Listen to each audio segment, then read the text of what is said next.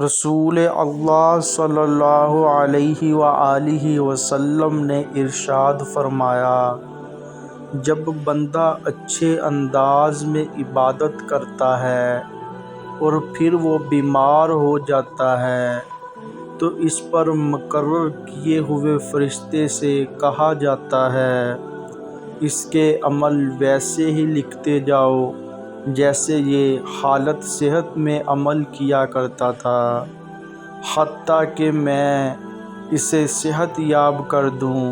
یا اسے اپنے پاس بلا لوں۔ عبداللہ بن مسعود رضی اللہ تعالی عنہ کہتے ہیں کہ نبی اکرم صلی اللہ علیہ وآلہ وسلم نے فرمایا، جنت میں وہ شخص داخل نہیں ہوگا جس کے دل میں رائی کے دانہ کے برابر بھی تکبر، گھمنڈ ہوگا، اور جہنم میں وہ شخص داخل نہیں ہوگا جس کے دل میں رائی کے دانہ کے برابر ایمان ہوگا۔ نبی اکرم صلی اللہ علیہ وآلہ وسلم نے فرمایا، جس بندے نے لا الہ الا اللہ صرف اللہ تعالیٰ کی رضامندی حاصل کرنے کے لیے کہا، قیامت کے دن اس پر جہنم کی آگ حرام ہوگی۔ نبی اکرم صلی اللہ علیہ وآلہ وسلم نے فرمایا، جب تم ایسے ہو جاؤ کہ تمہارے غم بڑھ جائیں اور تم ان غموں کو ختم کرنا چاہو تو مجھ پر درود پڑھو، یہ تمہارے غموں کو ختم کرنے کے ساتھ ساتھ تمہارے گناہوں کو بھی مٹا دے گا۔ رسول اللہ صلی اللہ علیہ وآلہ وسلم نے ارشاد فرمایا، سنو، قیامت میں سب سے زیادہ فیض یاب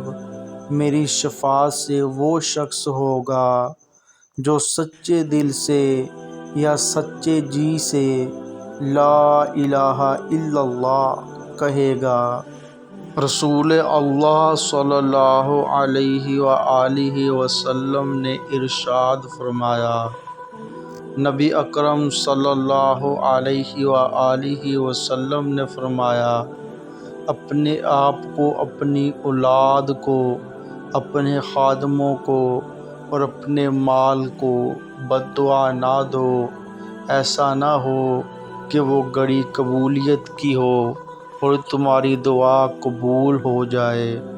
رسول اللہ صلی اللہ علیہ وآلہ وسلم نے ارشاد فرمایا، تم لوگ نیک اعمال کی طرف جلدی کرو، ان فتنوں کے خوف سے جو سخت تاریک رات کی طرح ہیں، جس میں آدمی صبح کے وقت مومن اور شام کے وقت کافر ہوگا، شام کے وقت مومن اور صبح کے وقت کافر ہوگا۔ دنیاوی ساز و سامان کے بدلے آدمی اپنا دین بیچ دے گا۔ عبداللہ بن مسعود رضی اللہ تعالی عنہ کہتے ہیں کہ نبی اکرم صلی اللہ علیہ وآلہ وسلم نے فرمایا، دو، جنت میں وہ شخص داخل نہیں ہوگا جس کے دل میں رائی کے دانہ کے برابر بھی تکبر، گھمنڈ ہوگا، اور جہنم میں وہ شخص داخل نہیں ہوگا جس کے دل میں رائی کے دانہ کے برابر ایمان ہوگا۔ رسول اللہ صلی اللہ علیہ وآلہ وسلم نے ارشاد فرمایا، کیا میں تمہیں وہ بات نہ بتاؤں جو درجے میں روزے، نماز اور صدقے سے بھی افضل ہے؟ صحابہ کرام نے عرض کی، کیوں نہیں، ضرور بتائیے۔ آپ نے فرمایا، لڑنے والوں کے درمیان صلح کروا دینا۔ رسول اللہ صلی اللہ علیہ وآلہ وسلم نے ارشاد فرمایا، دنیا گزر رہی ہے جبکہ آخرت آ رہی ہے، اور دونوں میں سے ہر ایک کے طلبگار ہیں۔ تم آخرت کے طلبگار بنو اور دنیا کے طلبگار نہ بنو، کیونکہ آج عمل کا وقت ہے اور حساب نہیں، جبکہ کل حساب کا ہوگا اور عمل نہیں ہوگا۔ رسول اللہ صلی اللہ علیہ وآلہ وسلم نے ارشاد فرمایا، سنو، قیامت میں سب سے زیادہ فیض یاب میری شفاعت سے وہ شخص ہوگا جو سچے دل سے یا سچے جی سے لا الہ الا اللہ کہے گا۔